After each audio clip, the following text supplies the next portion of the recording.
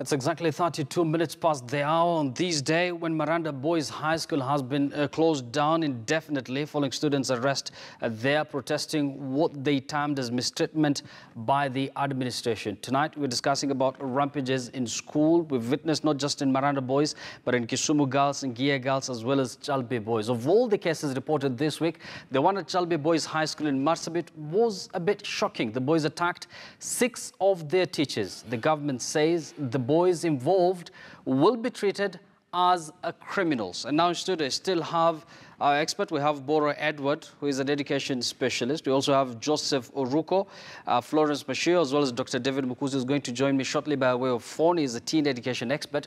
But first, let's listen in to this soundbite we have for you.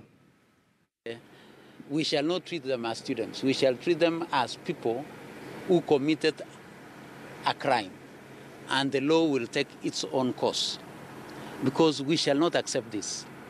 We shall not accept it from anybody, and we shall not accept it from students. We are aware that Chalbi, we cancelled their results because there were malpractices in the examination last year. There are investigations going on, there are court cases going on over those particular results, and I would want to make it clear that such action will not blackmail anybody as we prepare for examinations this year. Very tough talking education principal secretary there. Now on phone we have Dr. David Mukuzi, who is a teen education expert. Dr. David, if you could hear me, good evening. Welcome to the program. Understand we've lost Dr. David there, but I still have Florence and Joseph, as well as Boro Edward there, joining me all the way from the lakeside city of Kisumu. Florence, I think you've heard the strong words there from the education principal secretary, saying that those who are causing arrest in schools, of course in reference to students, are going to be treated as criminals. I mean, will this help the situation that we're witnessing? I think they should be treated as children in conflict with the law. Because as a society, we have shown our children how to behave. And therefore, at some point, we need to take responsibility for how they are projecting what we've been showing them. And so I expect the Education Ministry to treat these children as much as they've done something wrong, but to treat them as children in conflict with the law, which then allows for an opportunity for them to be, go through either counseling, given the punishment that they'll be given, but not treated as adults at the same time. Yes. Now, Joseph, you've already agreed with Florence's point of view that, principals or people who are heading schools in various parts of this country should at least engage the students. But here we're getting the principal secretary of education saying that these students who are causing unrest should be treated as criminals. Do you think this kind of hard stance, hard comment, tough talking is going to help the situation we're seeing? Okay, principal secretary must talk. He has a job to do, and we do want to respect him. But he needs to be also a bit open, because for these things to have happened in schools, something must have triggered them. We are not justifying that kids should be fighting around with teachers and breaking schools. I'm not of that opinion. Personally, I've been a board member of a school, so when I talk from the point of experience. But I'm just thinking there's quite a bit of baggage that sometimes goes on in schools that can create challenges if they're not well managed and managed in time. And so I think by the time you see kids like a decent school like Maranda, what do you think would make it go on rampage? It's a school that has a repetition. Nia is a school that we know is a school with a repetition. So it's something that needs to be done that in terms of management. When I started talking, I said, a school is not about the principal alone. We have the board of management. And they should also be weighing in when there are things that are supposed to be done. Why are they a board of management? What are they managing for schools? We have PTA, parents, teachers thing. Yes. What are those parents, teachers association doing in schools? Because the principal works with them. And if they are not supporting the school, and parents, teachers, and PTA, those are all people that are part of the school, and they have an interest, direct interest, because their kids are in those schools. So I think though the principal secretary is talking, there is also, besides talking about the kids, the teams that are put in place in those schools to help manage the schools. Are they actually doing their jobs? And I think in this sense, when you see such things emerge in schools, there must be somebody somewhere who is in management who is not doing their job. Yeah. Let me engage Edward now. Understand Edward is a gender and education specialist. Yes. Edward, if you look at the different schools that were shut down during the week, there's Kisumu Girls, Ngia Girls, and there's Masai Girls. It seems the number of girls' schools are more than the boys' schools. And we all understand that, unrest and, school going on rampage are mainly associated with boys' schools. What is happening in the girls' schools as well? Thank you very much, Yusuf. I think first I want to agree with Florence that children, when they are in conflict with the law, must be treated as children in conflict with the law, because the law is very clear. So in as much as the PS or the Education Secretary is speaking toughly, I think there's a lot that needs to be done. Bottom line, just like Joseph has said, the issue of education management. The Basic Education Act created the Education Standards and Quality Assurance Council, which is yet to be implemented to date. If you look at 2016, when we had the Claire Omolo task force that went to 38 counties and 98 secondary schools during the fires, and the investigation that were done, the report is yet to be made public. But talking about girls and boys, the issue of education management and the interest of girls and boys, we have to put into perspective that these are adolescents.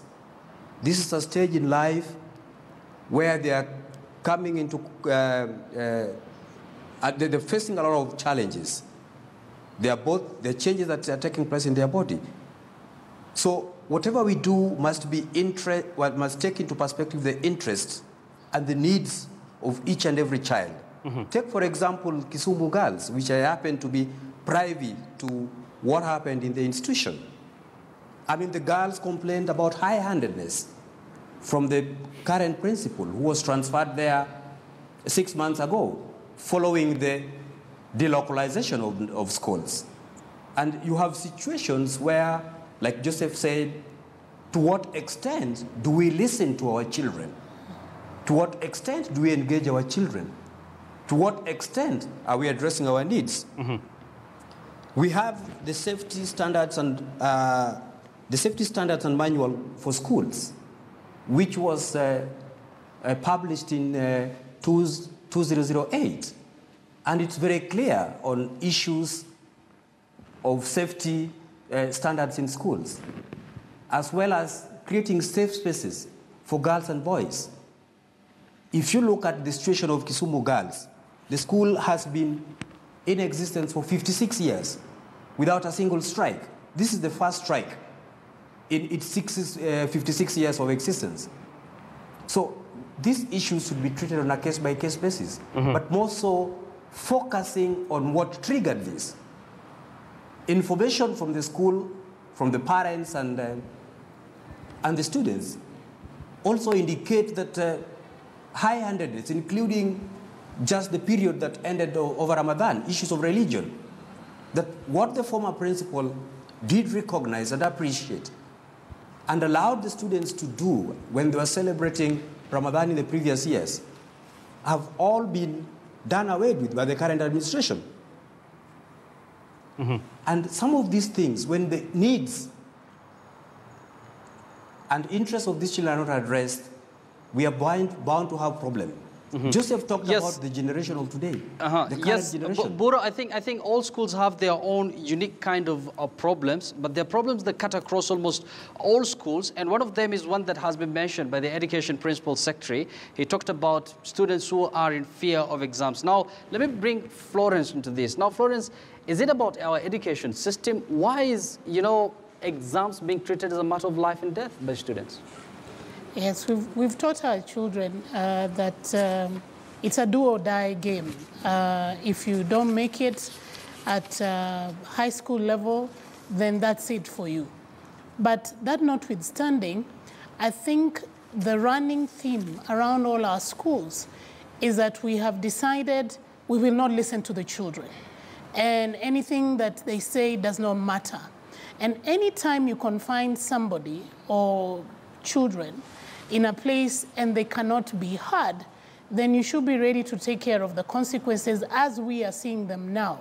While most of the things they've done is not excusable, what we need to realize is that we have not put in place mechanisms. We have beautiful guidelines, we have beautiful policies, but we're not putting structures in place to ensure that then these policies are alive and they're adding into the education system. So our education system could be whichever form it will be, but if it does not take into account the learner, then what we are doing is a disservice to this nation. Yes. If we can listen to these children, create safe spaces for them, have a child psychologist, and government can work with partners on this, have a child psychologist in place. Private schools have done it. They ensure that there's a child psychologist in school where a child, if they're having adolescent issues, they're having an issue with the management, or they're having an issue amongst themselves, they are able to say it out, and then the child psychologist is able to pick some of those things, place them at the board of management, and see things that need to be handled across the board, things that need to be handled at individual level, and some of the things are dealt with early enough. What we are not doing is putting a lot of pressure on children, but with no outlet. And then we expect miracles. Yes. That is not possible. Well said, Florence. I'd like to hear Joseph's view on why exams are treated as life and death in our schools. But before that, last year, the government began mass transfers of school heads in a policy dubbed delocalization. Education CS Belio Kipsang, PS actually, says no amount of pressure will reverse the move. Now on phone, I have Charles Akech, who is the principal Kabete National Polytechnic. Before we hear his point of view there, let's listen in to the education PS there. If what happened in Chalbi is anything that anybody would want to make us go back on delocalization of management of schools, I would want to assure all of us that we support TSC. This is a government policy, and we are not about to go back on it. Teachers, like all other public officers, we signed off ourselves to say that we shall be available to work in any part of the country. And therefore, we are just exercising that part that we committed ourselves to do. And this is where I want to bring Charles Akach into this conversation. He's joining me by way of phone. Mr. Charles, good evening. Welcome to the program. You've heard there the education PS very adamant on regards to delocalization there. Perhaps can you quickly react to what he has said? I want to say this. I want to say this. Carry on. I've been a teacher both in high school, technical training colleges, institutes of technology, and polytechnics. I'm currently the principal of the Kabete National Polytechnic. And I want to say that Kenyans must come together. Tribalism is a very useless thing. And Kenyans must accept people who come from other communities to come and teach in their communities. Again, the youth that we are talking about, these may not be criminals, but I want to urge my colleagues who come from other institutions that when you go to a new station, please try to understudy the leadership style of your predecessor. Take time and understand the environment and how they have been running their affairs. And then don't bring changes immediately, but take time to understand how they have been running their affairs. Then gradually, you can introduce changes, but you cannot bring changes immediately. Because that is what is killing us as a nation. Mr. Katz, this to me seems to be like some sort of a long-term kind of a project. Do you think the ministry is a bit too fast on this? The ministry may not be a bit too fast, but sometimes it is also important that we engage public servants who are in charge of learning institutions just to share. Because as, let me say, Kabete National Polytechnic has over 10,000 students. And about 10 days ago, we had an election. There was no problem. I came here from SIA Institute of Technology to Kabete National Polytechnic with a big population that we have grown. But I want to assure you that even if you came to Kabete, you will not hear any noise or any problem at all. So I want my colleagues to understand that when you go to a learning institution, take your time, understand the environment, know how people have been living in this environment. Try to adopt that lifestyle, then you can bring a change gradually and let the change be in tune with the government expectation. Thank you. Don't be in a hurry because... Yes. Thank you, Mr. Akach. Thank you for that. We are out of time, unfortunately, and we still have Florence, Joseph, and Buru in studio. I'll give you all a minute each, actually 30 seconds each. I'm sure I'm a bit unfair. Joseph, let me begin with you. Let's be solution-oriented here. Very briefly, we've seen this kind of incidents that is happening back in the year 2016. There was a task force. The findings were not made public. Perhaps very briefly, what do you think needs to be done? I think people should communicate. The key thing is in communication. Let's talk. Let's talk to students, talk to parents, engage with the administration of the school, engage with the board of management, engage with the PTA, and let's run the school as a community, run it as our own thing together. Yes, communication is key there. Edward, very briefly. Bottom line is listening to the child and addressing their respective needs and interests of the different ages. So long as we do not listen to the child, we will never get it right. So we need to take our time and listen to the child, listen to their views, understand where they are coming from. It's only then that we'll be able to address these issues. But so long as we try to push things through their throats, we will always have these challenges. Thank you very much, Edward. Florence, very briefly, as you wind up, your final comment on this? I agree with my colleagues. We need to have a child-centered education system. We need to listen to our children. We need to put structures in place that then the children feel they can be heard. And we need to allow our children to feel that they can trust us and feel safe in a school environment. Thank you very much, Florence Mashua from Equality Now for your input, as well as Joseph Oruko and Buru Edward, who is a gender and education expert, joining us all the way from Kisumu. And earlier on phone, I've been speaking to Charles Akach, who's the principal, Kabete National Polytechnic. And of course, thanks to you for watching. My name is Yusuf Ibrahim. Of course, you'll be watching The Big Story right on KTN News. Up next is KTN Prime with Lindo Gutu. Bye-bye, and have a very good night.